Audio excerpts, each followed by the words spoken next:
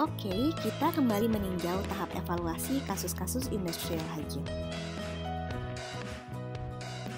Pada kasus pertama, kita memiliki data konsentrasi zat pada area kontaminasi melalui sistem monitoring. Jika data yang kita miliki bersifat kontinu, maka kita bisa memperoleh time weighted average atau TWA dengan mengintegrasikan fungsi konsentrasi terhadap waktu. Nilai integral ini dibagi jam kerja standar yaitu 8 jam, sekalipun jika jam kerja nyatanya kurang atau lebih dari itu. Dengan demikian, jika konsentrasi zat sama dengan TLV-TWA padahal jam kerja nyatanya adalah 12 jam, maka nilai TLV-TWA telah terlampaui. Dalam banyak kasus, pabrik seringkali tidak memiliki instrumen untuk mengukur konsentrasi zat secara kontinu. Lebih umum untuk melakukan pengambilan sampel secara intermittent atau pada beberapa titik diskrit, sehingga nilai TWA dihitung dengan persamaan berikut. Perlu diingat juga bahwa sistem monitoring konsentrasi zat di udara tidak selalu merepresentasikan derajat keterpaparan dengan baik. Pekerja dapat berpindah dari satu tempat ke tempat lain selama jam kerjanya, dan konsentrasi zat beracun bisa berbeda-beda pada titik area yang berbeda. Maka, kalian harus memilih jenis dan tempat yang tepat dalam instalasi sistem pemantauan konsentrasi. Bagaimana jika zat toksiknya lebih dari satu? Prosedur standarnya adalah dengan mengasumsikan bahwa kombinasi zat-zat ini bersifat aditif. Kecuali jika kita memiliki informasi yang terpercaya bahwa zat-zat ini saling meniadakan atau menetralkan. Untuk menentukan paparan kombinasi lebih dari satu zat, digunakan persamaan ini.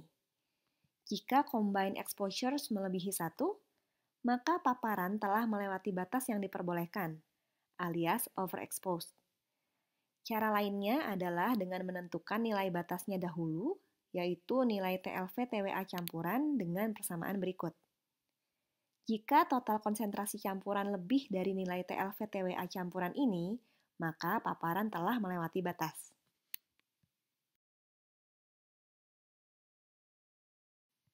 Berikut beberapa contoh soal terkait evaluasi paparan zat beracun dari data konsentrasi.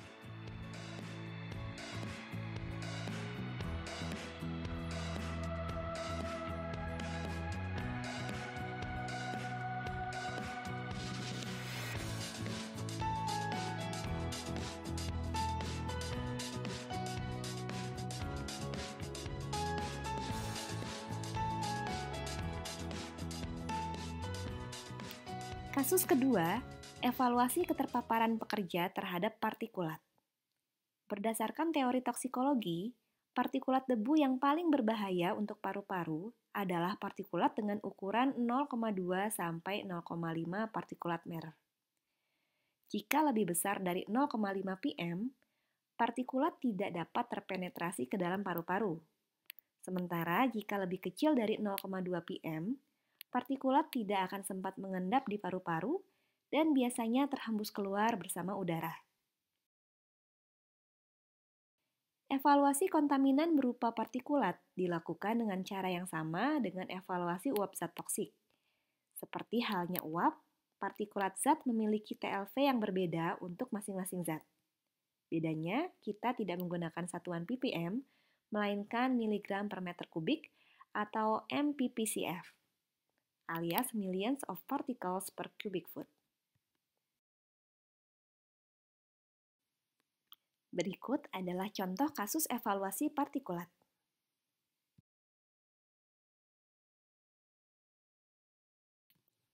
Kita masuk ke kasus berikutnya. Selain uap zat berbahaya dan partikulat, paparan yang dapat terjadi di industri adalah kebisingan. Intensitas kebisingan dinyatakan dalam satuan decibels. Decibels didefinisikan sebagai skala logaritmik relatif yang digunakan untuk membandingkan intensitas dua bunyi. Dengan menetapkan threshold pendengaran manusia senilai 0 desibel absolut, kebisingan dari berbagai sumber dapat dinyatakan dalam satuan desibel berikut.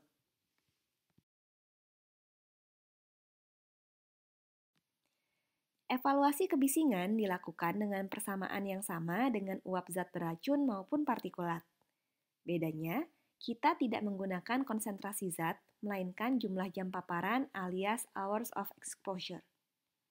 Kebisingan dapat terjadi pada berbagai intensitas sekaligus, dan kita dapat menentukan nilai kombinasinya dengan persamaan yang sama dengan campuran uap. Nilai threshold untuk masing-masing intensitas bunyi dapat dilihat pada tabel berikut.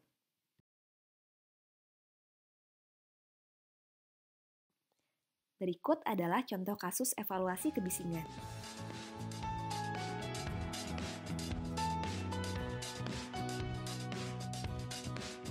Oke, tadi adalah kasus-kasus evaluasi industrial hygiene jika kita memiliki data paparan dari sistem monitoring. Lalu bagaimana jika kita ingin memprediksi besar paparan sebelum memiliki data dari sistem monitoring? Kita lihat di segmen video berikutnya.